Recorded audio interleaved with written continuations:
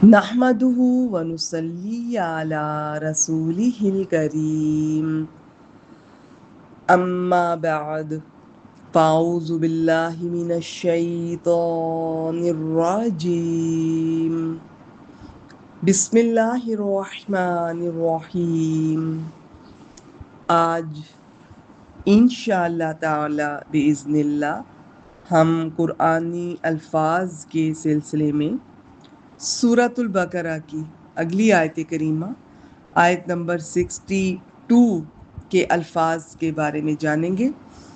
بہت اہم آیت کریمہ، آئیے دیکھتے ہیں۔ بسم اللہ الرحمن الرحیم ان الذین آمنوا، ان حرف ہے، حرف تاکید، بے شک یقیناً کے ساتھ ترجمہ کیا جاتا ہے۔ الذین اسم ہے، الذی کی جمع، بے شک وہ لوگ جو یا وہ لوگ جنہوں نے، اس طرح ترجمہ کرتے ہیں۔ آمنو میم پر زبر کے ساتھ ہے تو وہ ایمان لائے، فعل ماضی ہے، میم کی زیر کے ساتھ آپ کے سامنے آئے تو فعل امر ہوگا، تم سب ایمان لاؤ۔ اور واو یہ عام طور پر جمع کی ہوتی ہے، مذکر کی، یعنی کہ کام کرنے والے زیادہ ہیں اور مذکر ہیں۔ اور حمزہ میم نون حروف مادہ ہیں۔ بے شک وہ لوگ جو ایمان لائے، والذین اور وہ لوگ جو ہادو، اب یہ فعل ماضی ہے اور یہ ہے دو چشمی ہے، واو دال حروف مادہ ہے، آخر میں واو علی، پہلا حرف حرکت والا، ٹپیکل شکل ہے فعل ماضی کی، وہ فعل ماضی جس میں کام کرنے والے زیادہ ہیں، جمع ہے، مذکر ہے۔ اور وہ لوگ جو یہودی بنے یا ہو گئے، والنصارى اور نصارہ، یہ ال لگا ہوا اسم ہے، ان کی تفصیلات ابھی دیکھیں گے انشاءاللہ تعالی۔ والصابئین اور صابی، من یہ اسم ہوتا ہے، کبھی واحد لفظاً واحد ہوتا ہے، کبھی معنوی طور پر جمع بھی اس سے مراد لی جاتی ہے۔ بے شک جو لوگ ایمان لائے اور یہودی بنے، اور نصارہ اور صابی، اب کہا جا رہا ہے من آمنا باللہ، جو آمنا فعل ماضی ہے، حمزہ میم نون حروف مادہ، جو ایمان لائے یا لائے گا، باللہ اللہ پر، والیوم الآخر اور یوم آخرت پر، تو یہ ان سب پہ ال لگا ہوا ہے تو اسم ہے۔ وعمیلا اور ویسے عاملہ فعل ماضی ہے، اور جس طرح پیچھے آمنا فعل ماضی ہے، لیکن کیا ہوتا ہے کبھی کبھار ایک من ایسا ہوتا ہے جس میں شرط پائی جاتی ہے۔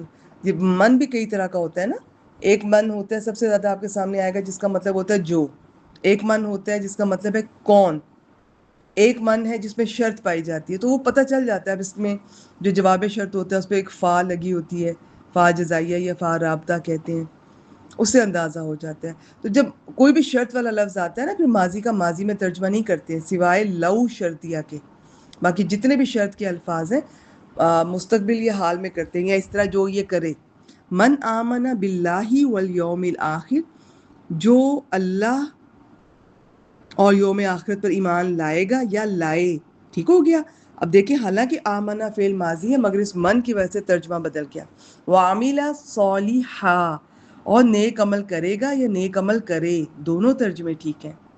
فلہم یہ ہے وہ فا، تو لہم ان کے لیے، لام جا رہا ہے ضمیر کے ساتھ آیا تو زبر پکڑ لی، اجرہم دونوں اسم ہے، ان کا اجر، عند ربہم سب اسم ہے، یہ ان کے رب کے پاس ہے۔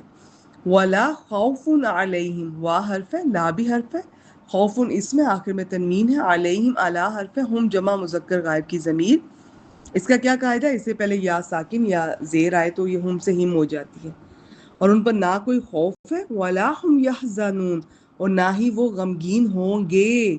یحزنون ح ز نون حروف مادہ ہیں، آخر میں واو نون جو کہ اسم کے آخر میں بھی آ سکتی ہے، فعل کے آخر میں بھی، پتہ کیسے چلے گا؟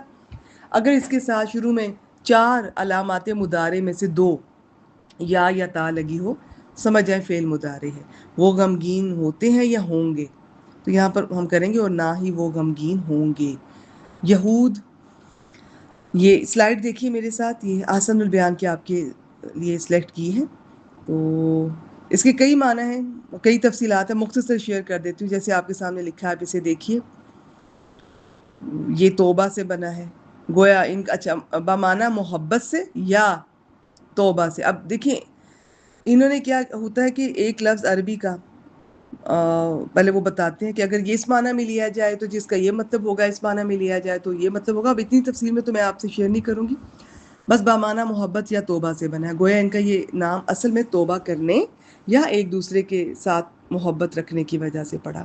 تاہم موسیٰ علیہ السلام کے ماننے والوں کو یہود کہا جاتا ہے. اب دیکھتے ہیں نصارہ. یہ آپ کہہ لیں کہ یہاں پہ کچھ تفصیلات واحد جمع کی دی ہے. اچھا میں آگے چلتی ہوں. آپس میں ایک دوسرے کی مدد کرنے کی وجہ سے ان کا یہ نام پڑا. ناصر ہوتا ہے مدد کرنے والا، نصر مدد کو کہتے ہیں. ان کو انصار بھی کہا جاتا ہے. قرآن مجید میں اللہ تعالیٰ نے یہ ہمارے سامنے یہ آیت کریمہ میں آتا ہے کہ انہوں نے حضرت عیسیٰ کو کیا کہا تھا؟ نحن انصار اللہ، ہم اللہ کے مددگار ہیں آپ کے لیے. حضرت عیسیٰ کے فالوورز کو نصارہ کہا جاتا ہے، جن کو عیسائی بھی کہتے ہیں.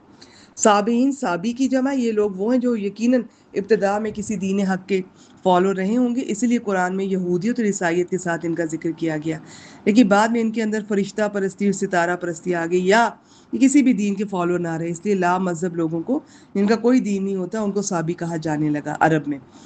بعض مفسرین کو اس آیت کے مفہوم سمجھنے میں غلطی لگی، یعنی رسالت محمدیہ صلی اللہ علیہ وسلم پہ ایمان لانا ضروری نہیں، بلکہ جو بھی جس دن کو مانتا ہے اور اس کے مطابق ایمان رکھتا ہے اور اچھے عمل کرتا ہے اس کی نجات ہو جائے گی. ایسا نہیں ہے. نبی اکرم صلی اللہ علیہ وسلم سے پہلے بھی اپنے اپنے نبی پر ایمان لانا اس طرح ضروری تھا، لیکن آپ صلی اللہ علیہ وسلم کے آنے کے بعد اب ان پر ایمان بہت ضروری ہے. آیت کی صحیح تفسیر یہ ہے کہ جب اللہ تعالیٰ نے سابقہ آیات میں یہود کی بدعملیوں اور سرکشیوں اور اس کی بنا پر ان کے عذاب کے حقدار ہونے کا تذکرہ فرمایا، تو ذہن میں یہ کنفیوژن ہو سکتی تھی کہ ان یہود میں جو لوگ صحیح کتاب الہی کے فالوور ہیں تو کیا ان کے ساتھ بھی یہی معاملہ ہوگا؟ تو اس کی وضاحت فرماتی کہ نہیں، اپنے اپنے وقت میں جو صحیح تھے ان کا یہ معاملہ نہیں ہوگا. باقی حدیث مبارکہ دیکھیں